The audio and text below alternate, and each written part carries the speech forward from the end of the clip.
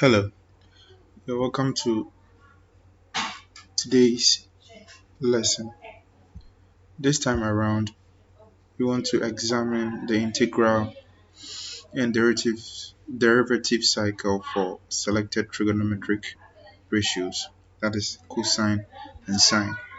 There's actually an interesting phenomenon that has been discovered, and I would like to share with you. First of all, it is actually purported to examine the derivative and then the antiderivative or the integral of these selected trigonometric ratios, that is cosine and sine. First of all, let's attempt to find the derivative of these trigonometric ratios using differentiation by first principle. I believe we are common with this approach where we are asked to find the derivative of a given function by first principle, and that is to say finding the derivative of sine x in question.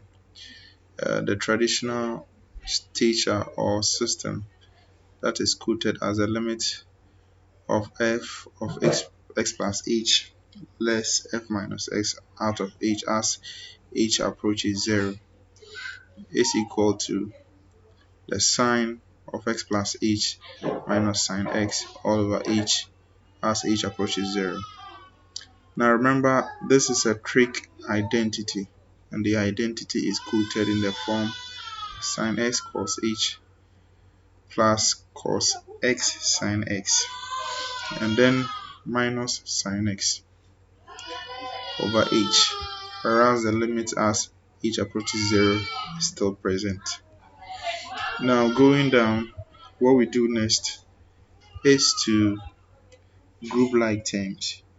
You realize that sine x cos h is common with sine x here, so we bring them together close to each other. Sine x cos x minus sine x plus cos x sine h. Now remember that sine x here, there's minus sine x here, so we factorize out the sine x. We are left with cos h minus 1 out of the h.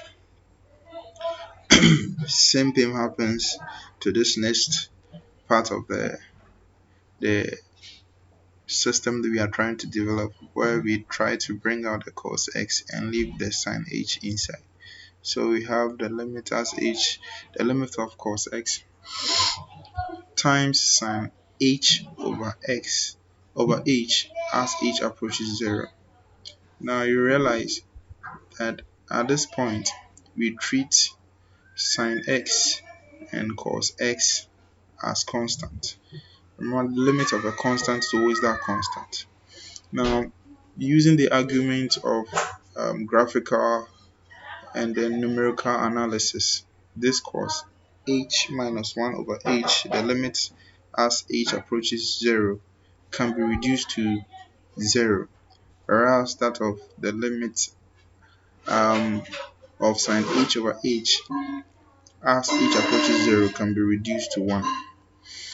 And then agreeing that the limit of a constant is always that constant, so the limit of this sine x here will still give us the sine x, whereas the limit of cos x will still give us the cos x. Now putting in these values, which means the limit of sine x here is still the sine x, the limit of cos h minus 1 all over h as the h approaches 0 is 0, and the limit for cos x as h approaches 0 is cos x, whereas the limit for sine h over h as h approaches 0 becomes 1. Now I realize that any number therefore times 0 will therefore give us 0, whereas cos x times 1 will render our answer to be cos x. Now that indicates that the derivative of sine x will therefore be cos x. Now let's look at the second one we'll try to look at, which is the derivative of cos x. The same approach where we devised earlier to quote the differentiation by first principle. Now going by this approach, we realize cos x plus h minus cos x, trigonometric identity, which is to say cos h minus sine x, sine h minus cos x, right? So we group like terms, cos x comes to this area. We realize that we can factorize cos x out, and also this place bring out the negative sine x and find the limit in each instance as was done previously. If we follow keenly this approach, we will result in getting the limit of cos x as h approaches 0 times the limit of cos h minus 1 over h as h approaches 0 minus the limit of sine x as h approaches 0 times the limit of sine h over h as h approaches 0.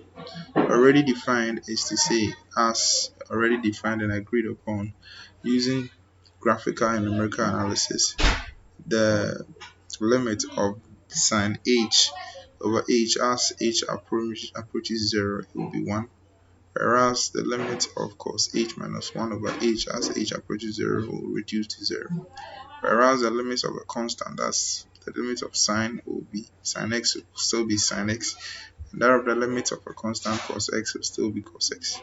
Now in this case, remember that cos x is multiplying the limit of cos h minus 1 over h, and that was given as 0, whereas the limit of the sine was multiplying the limit of sine h out of the h.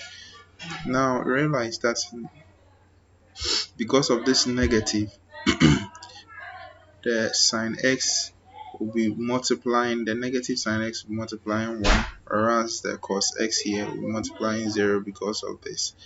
So we realize that our final answer for this will be negative sine x. Now, let me draw your attention to this wonderful idea that we have here, an interesting phenomenon which is I would like to share with you. Right. So, before we go on, we have already established the fact that the derivative of sine x will give us cos x. The derivative of cos x will give us sine x. Now, I want you to follow this fact keenly and you identify what is happening here. The red button here, or the red arrow here, is indicating differentiation, right? Or the differential of any function. So the differential or the derivative of sine x gave us cos x. The derivative of cos x resulted in sine x. We can continue the cycle and see that the derivative of negative sine x will give us negative cos x, whereas the derivative of negative cos x will result to sine x. On the other hand, the blue arrow we have here, if you look at it, is going in an anti-clockwise form, which is the antiderivative. In other words, the integral. That is to say that the integral of sine x is negative cos x, whereas the integral of negative cos x is negative sine x, whereas the integral of negative sine x is cos x, and the integral of cos x is sine x. I hope this video was educative and interesting as well as informative. Thank you for watching. All comments are highly welcomed, and bye for now.